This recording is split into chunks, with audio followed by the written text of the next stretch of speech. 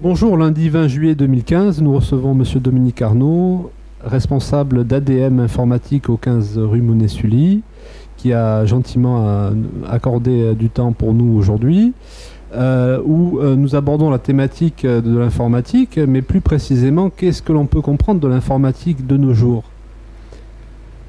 Aujourd'hui, comprendre de l'informatique, il n'y a pas... Je veux dire, aujourd'hui, chaque foyer est équipé d'un ordinateur chez lui. Et puis, bon, mais ça va effectivement de 7, on va dire, des enfants maintenant aux retraités qui s'y mettent de plus en plus pour notamment pour des liaisons avec leurs petits-enfants, qui leur permet de voir via Skype et compagnie, qui vont leur permettre d'être en contact, de les voir plus souvent, notamment sur les personnes qui ont des enfants et des petits-enfants qui vivent à l'étranger. Et ça, de plus en plus. Oui, les entreprises de production, de concepts imaginent au départ et évoluent en fonction de l'achat et de la consommation. Et voilà, ça va évoluer en fonction de l'achat et de la consommation de chacun, quoi.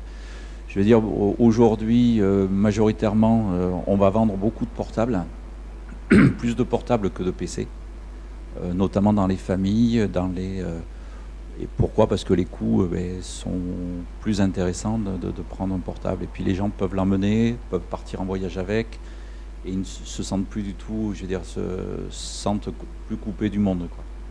Alors, vous, votre parcours personnel, vous pouvez le détailler un peu? Mon parcours, je l'ai commencé à l'ère de l'informatique, c'est-à-dire en 82, quand les premiers ordinateurs sont arrivés. J'avais avant au préalable un CAP de mécanographe, donc je touchais tout ce qui était machine à écrire, photocopieur, les duplicateurs Ronéo, les machines à calculer, caisses enregistreuses, etc. Et dans la société dans laquelle j'étais, puisque c'était chez Japy Hermès, ils ont sorti les premiers ordinateurs en 82. Donc j'ai sauté le pas, puisque à cette époque-là. Et puis tout au long, j'ai suivi cette filière jusqu'à aujourd'hui, quoi. C'est vrai que on voit qu'entre 80 et 90, le Windows 3.11, c'était uniquement un gestionnaire de fichiers, il n'y avait aucune interface. Il n'y avait rien d'autre. Visuellement, on n'avait rien. Non. Et aujourd'hui, on peut mettre les doigts sur l'écran et avoir un résultat. Voilà, aujourd'hui, on a des écrans tactiles, alors que l'on n'avait pas auparavant. C'est vrai qu'il y a eu une évolution au niveau du matériel. Moi, je me souviens, en 82, quand les ordinateurs, les premiers sont sortis, dans lequel vous mettiez une première disquette pour lancer le soft, pour lancer le système d'exploitation, qui était sous MS-DOS, et ensuite vous mettiez vos disquettes de programme, etc. Donc c'est vrai qu'après les doubles lecteurs de disquettes qui sont arrivés, sur lesquels on pouvait enregistrer, on n'était pas obligé de faire de manœuvrer, on va dire, de changer de disquette, etc. Et puis quand on voit qu'aujourd'hui on atteint avec des PC, avec des disques durs de 1 Tera, 2 Tera, je veux dire, aujourd'hui on n'arrête plus, quoi. Je veux dire, c'est vraiment la course permanente qui n'est pas forcément nécessaire, notamment dans les entreprises. Les machines avec des disques durs de 500 gigas, on n'en a pas besoin. Avec des disques durs d'1 Tera, on n'en a pas besoin non plus. Donc c'est vrai que voilà. Est-ce qu'il n'y a pas une fracture sociale, quand même bien le dire les hommes politiques, entre justement le groupe de copains qui veulent monter une start-up et qui ont tous un diplôme d'ingénieur d'informatique, de cryptographie, de cristallographie, et qui discutent avec des gens qui ne sont pas du tout du même milieu? Il y a une communauté un peu en quelque sorte. Oui, c'est un peu... Bon, après, vous avez des gens qui... il faut se mettre à la portée de tout le monde. Je veux dire, nous, c'est le cas dans notre société. On se met vraiment à la portée des plus jeunes et des moins jeunes. C'est-à-dire, tout en sachant que les plus jeunes vont comprendre beaucoup plus vite, alors que les personnes plus âgées, il va falloir passer un petit peu plus de temps avec elles et puis leur expliquer un tout petit peu plus. Parce qu'il arrive des nouveaux métiers, c'est ce que je voulais dire, où vraiment on sent qu'il y a des filières très précises. Tout à fait. il y a des startups bon, qui arrivent, vous en avez plusieurs qui se créent, ça se crée, je veux dire, aujourd'hui, c'est quasiment tous les jours que vous avez des startups qui se créent. Après, en informatique, et ils vont faire, il y en a une notamment, je pense, aujourd'hui qui est sur Bergerac, et qui tourne, c'est Istatu, qui propose pas mal de services justement aux créateurs d'entreprises via cette start-up-là. Après, je vais dire aujourd'hui, créer une start-up ici, elles n'ont plus beaucoup intérêt à rester chez nous, quoi, malheureusement à rester ici. Oui, parce qu'il faut du big data, il faut une synergie. Voilà. Et qu'aujourd'hui, on est force de constater que dans le Bergeracois, on n'est pas encore, il n'y a pas encore la fibre, il n'y a pas encore tout ce genre de choses-là. Ça arrive, c'est en train d'arriver, ça va arriver, mais il faut laisser le temps. Mais en attendant, les entreprises partent ailleurs, quoi. Et alors, ce qu'on voit aussi, c'est cet enchevêtrement disons, de consortium où effectivement on a le Windows espagnol, le Windows tchèque, tout le monde a mis la main à la pâte un petit peu dans le monde entier. Tout le monde, oui, mais de toute façon, aujourd'hui, tout le monde met la main à la pâte, mais c'est vrai que Windows est une très grosse structure et très grosse, je veux dire, au niveau de l'entreprise, ça n'a rien. Aujourd'hui, vous avez le Windows 7 qui, nous, dans les entreprises, c'est Windows 7. Pourquoi? Parce que tous les logiciels ne sont pas prêts à passer au 8.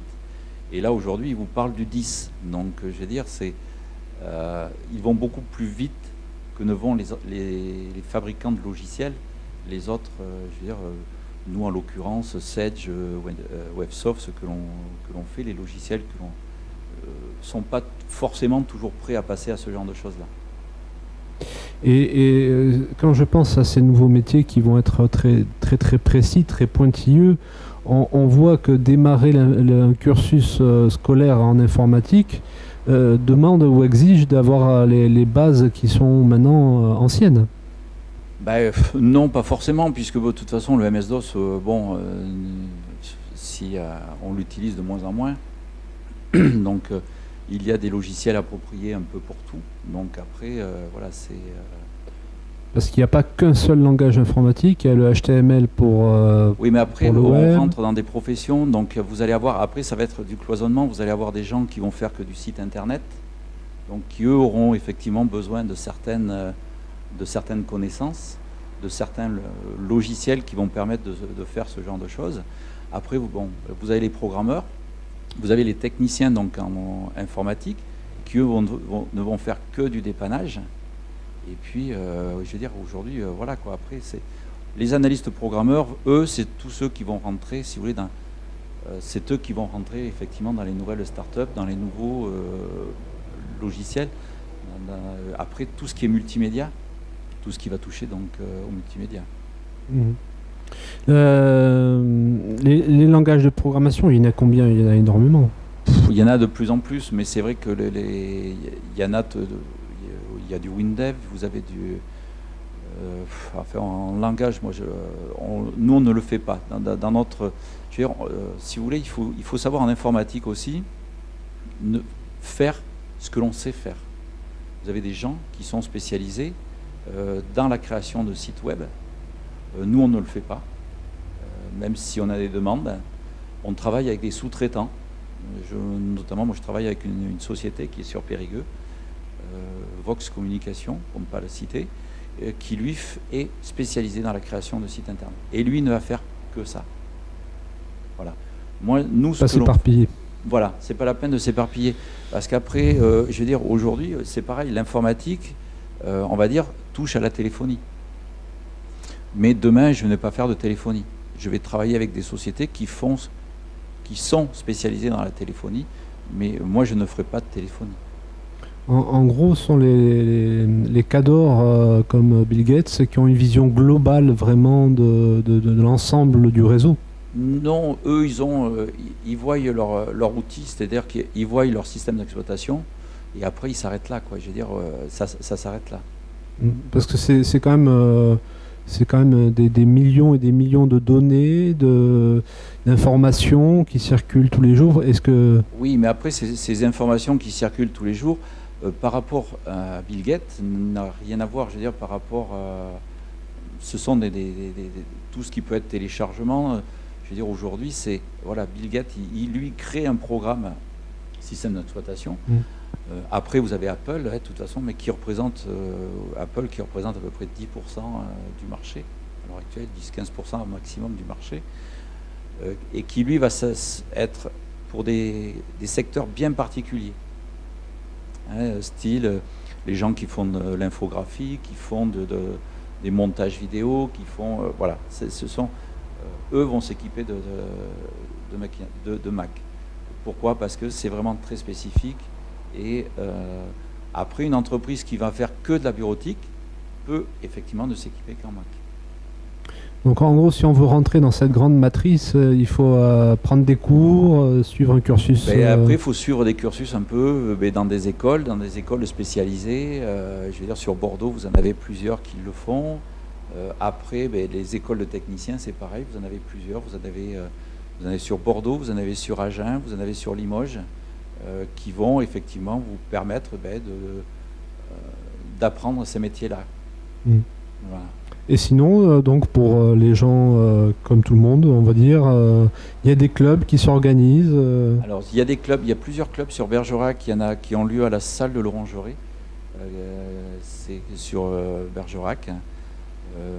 Je sais qu'on a des personnes qui viennent de temps en temps nous voir pour acheter du matériel et qui nous disent bon ben voilà, je fais partie du club, je fais partie et effectivement il y a des cours qui sont donnés à ces personnes-là.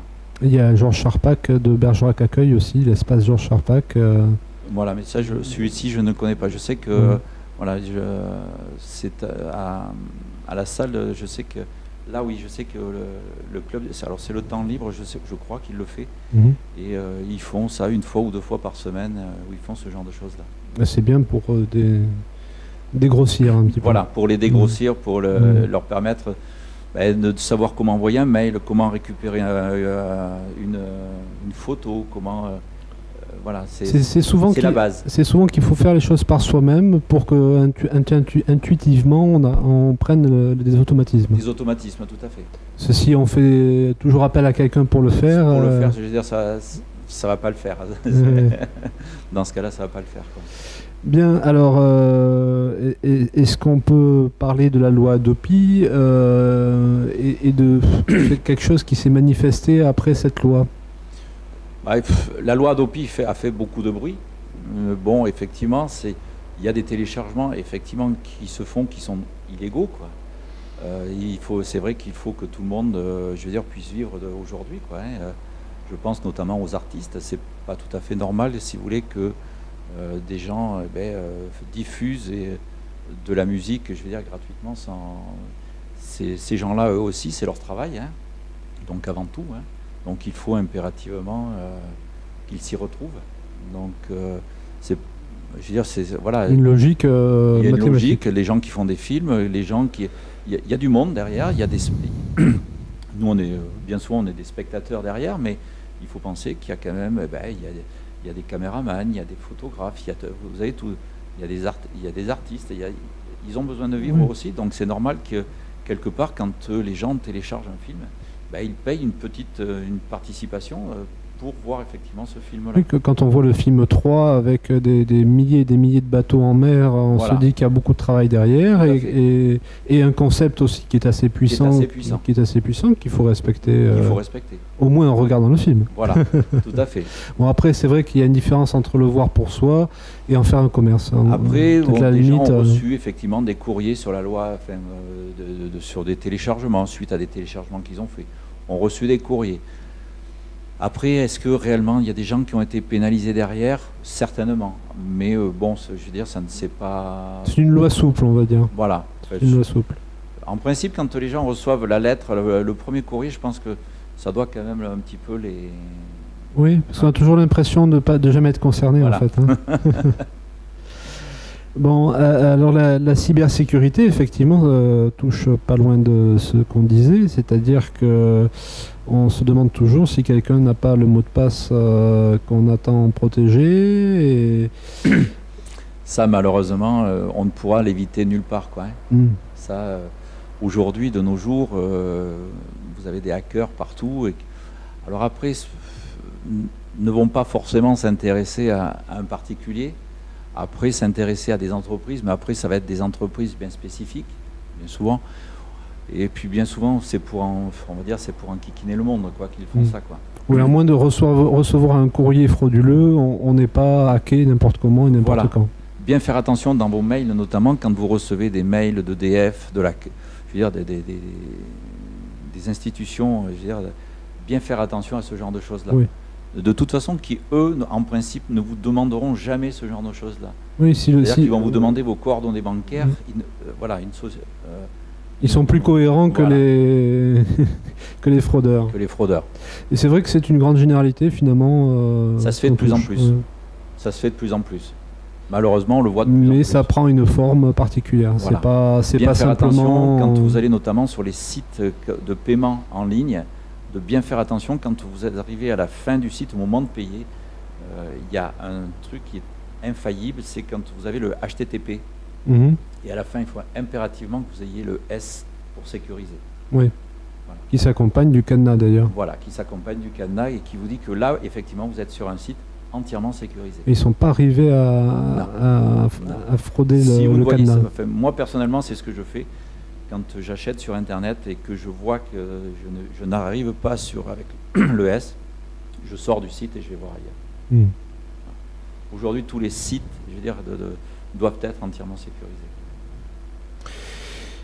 Alors, après Windows 10, ça s'appellera plus Windows. Qui sait comment ça s'appellera? Oui. La fenêtre est fermée alors. Ouais, ben, la fenêtre est fermée, ben, on ne sait pas. De toute façon, il y aura d'autres choses. Ils appelleront d'un autre nom pour essayer de... Ben, après, c'est du marketing, pour donner un nouveau souffle, etc. Mais bon, en termes de système d'exploitation, on aura toujours du Windows, on aura toujours ce genre de choses-là. Alors on est passé à l'application qui est un mode finalement peut-être plus simple, plus rapide.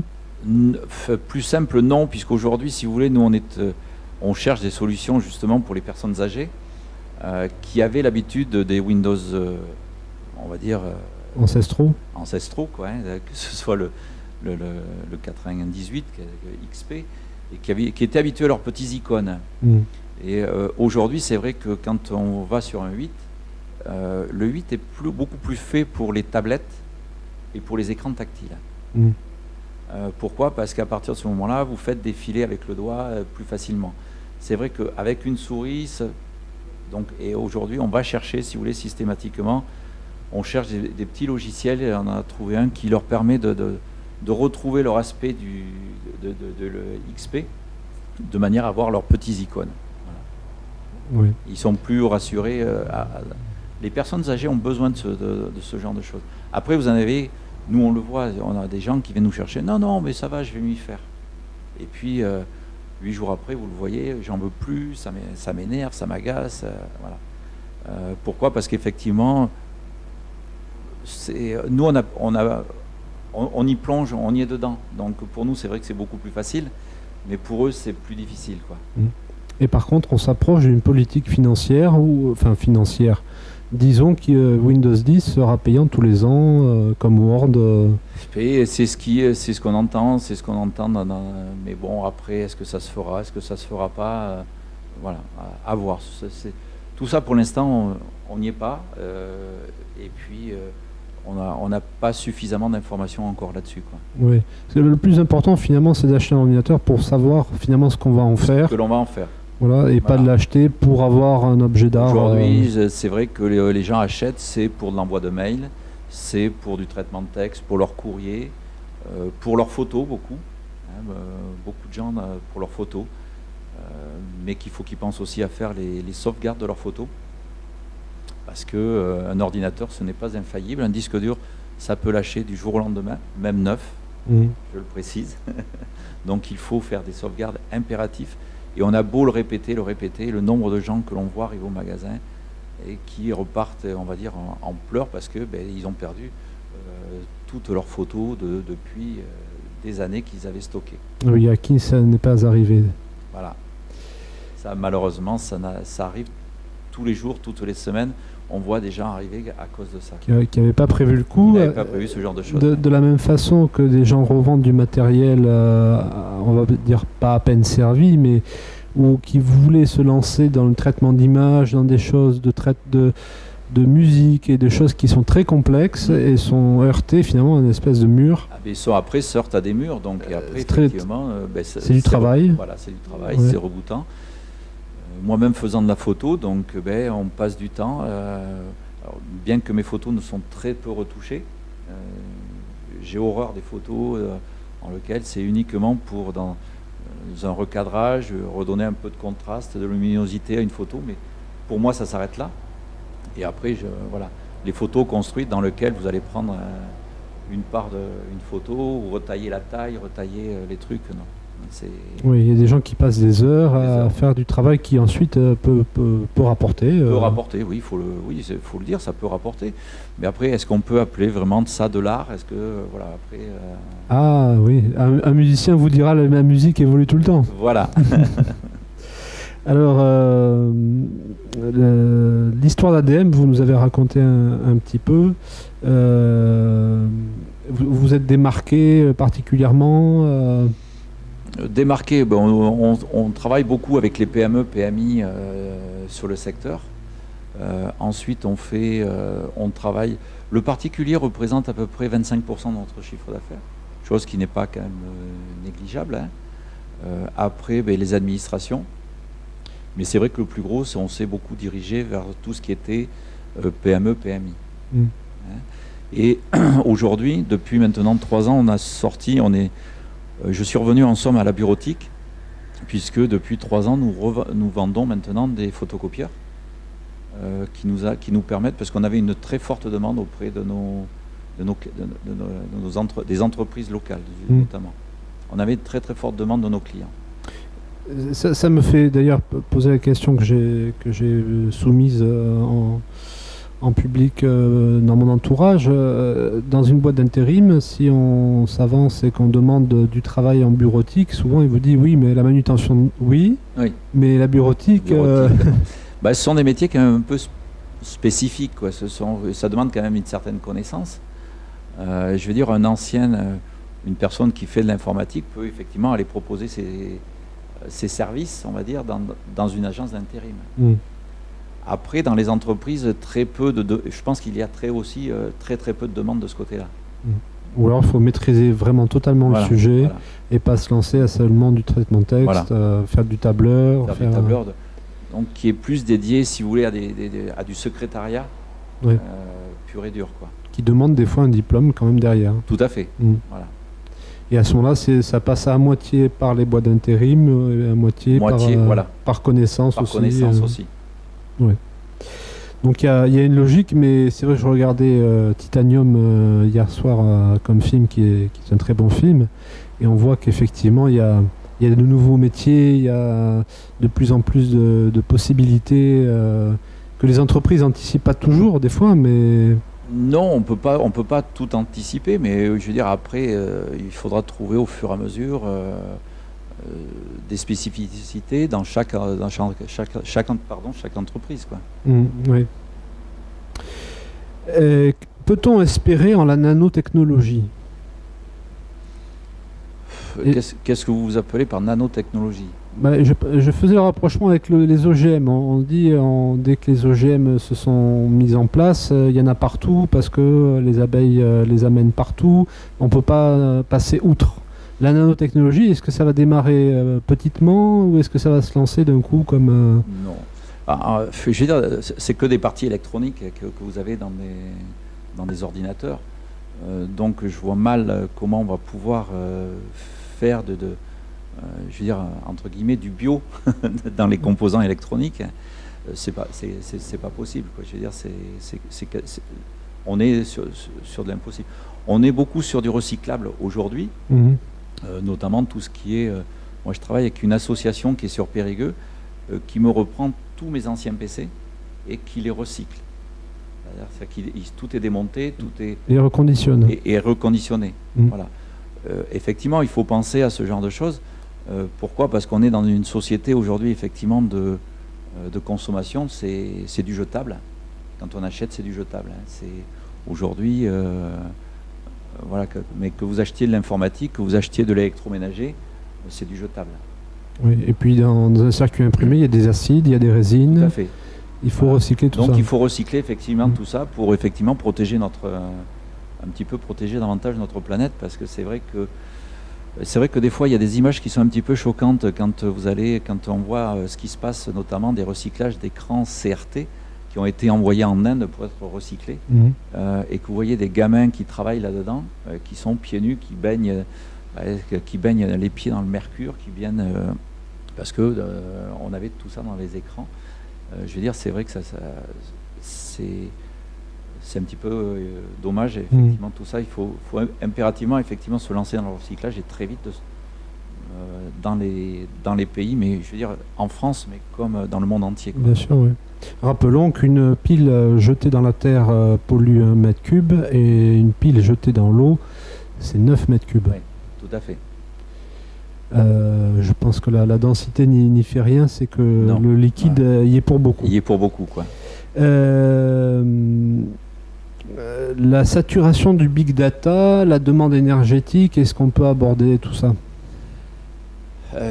Alors, il faut savoir qu'en France, il y a de plus en plus de data centers qui se montent pour les stockages de données, beaucoup pour les sauvegardes externalisées, puisque nous-mêmes, nous faisons partie, nous avons des serveurs qui sont en France, parce que après, vous avez des serveurs qui peuvent être stockés un peu partout dans le monde, mais à éviter ce genre de choses. Aujourd'hui, il faut travailler en français, on va dire, hein, et faisons travailler nos entreprises françaises avant de faire travailler les étrangères. Mais il y a une très grosse demande et il faut de plus en plus de stockage et de... De plus en plus, oui. Aujourd'hui, si vous voulez, les données, il faut que les gens les externalisent le plus possible. Oui. C'est-à-dire que, voilà, ce qui s'était passé, mais pas bien loin d'ici, où ils ont failli, je veux dire, tout perdre, si vous voulez, quand l'entreprise de peinture Bouchiou, voilà, ils ont eu, ils ont eu la présence d'esprit de partir avec le serveur sous le bras, et qui a permis de sauver toutes les données qui sont dessus. Oui. Malheureusement, c'est pas tout le monde qui aura cette présence d'esprit de faire ce genre de choses-là. Et c'était le résumé finalement d'années de travail. D'années de travail qui peuvent partir en fumée. Qui, malheureusement, ce qui s'est passé, contrairement avec chez Paolin Musique, eux, ils ont tout perdu, quoi. Jusqu'à... Ils n'ont rien pu sortir, puisque, voilà. Et sur un big data, on a les dates, les heures, les noms. Voilà. Donc l'avenir de la profession, plus précisément pour vous, ça, dans les années à venir, ça va devenir dans les années à venir, nous, l'informatique existera toujours. Il faudra toujours des gens pour dépanner les ordinateurs. Il faudra toujours. Après, nous, au niveau entreprise, il faut trouver des niches pour pouvoir, si vous voulez, se sortir un petit peu de la routine aussi, puis voir d'autres choses. C'est pour ça que nous, on s'est lancé aussi dans la sécurité, hein, dans des sites notamment, sécurité des entreprises. On s'est lancé là-dedans et on travaille là avec une société qui s'appelle Fortinet, qui est une société américaine là, mais qui est très très puissante et qui va vous éviter tout ce qui va être intrusion. Ce sont des antivirus ou... Alors ça peut faire, c'est un boîtier qui se met, si vous voulez, en amont de votre réseau et qui va filtrer tout ce qui arrive. D'accord. Voilà. Donc tout ce qui entre, tout ce qui sort. Tout ce qui entre, tout ce qui sort va être filtré, vu, etc. D'accord. Donc c'est pas comme le pare-feu, on va dire. Si, c'est un pare-feu puisque ça permet tout ce qui est intrusion. Hein, ça va vous permettre tout ce qui va être intrusion. Donc et un contrôle aussi, un contrôle des entreprises, un contrôle de ce qui se fait et sur Internet, etc. dans votre entreprise. D'accord. Donc c'est mieux que le journal d'entreprise. Voilà. Après c'est utilisé, mais quand même à petite dose quand même dans les entreprises. Est-ce que finalement ça ne nous fait pas entrevoir l'idée de l'intelligence artificielle un jour? Que ce soit pour une entreprise ou on parle de deep learning. J'ai vu une émission, je crois que c'était hier au soir ou avant-hier soir à la télé, où c'était un robot qui était le chef d'orchestre. D'accord. Et je veux dire que, bon, quelque part, c'est vrai que... Est-ce qu'on n'y est pas un petit peu déjà dans la notion? On y arrive petit à petit, on y arrive dans la robotisation, oui, on y arrive. Mais avant qu'il y ait un robot qui est donc l'image du cerveau tel qu'on le connaît, est-ce qu'il n'y a pas déjà une présence d'intelligence? Déjà, dans un microprocesseur, vous avez toute l'intelligence qui est là, dans le cœur de la machine. Le calcul. Dans tous les calculs. Après, c'est la définition de qu'est-ce qu'est l'intelligence. Voilà, comment définir son intelligence aussi, quoi. Voilà. On dit toujours il y a des intelligences. Hein. Oui, mais bon. Bon, Fabrice, peut-être. Alors on en reste là, et c'est pas si mal. Voilà. En tout cas, merci beaucoup. De rien.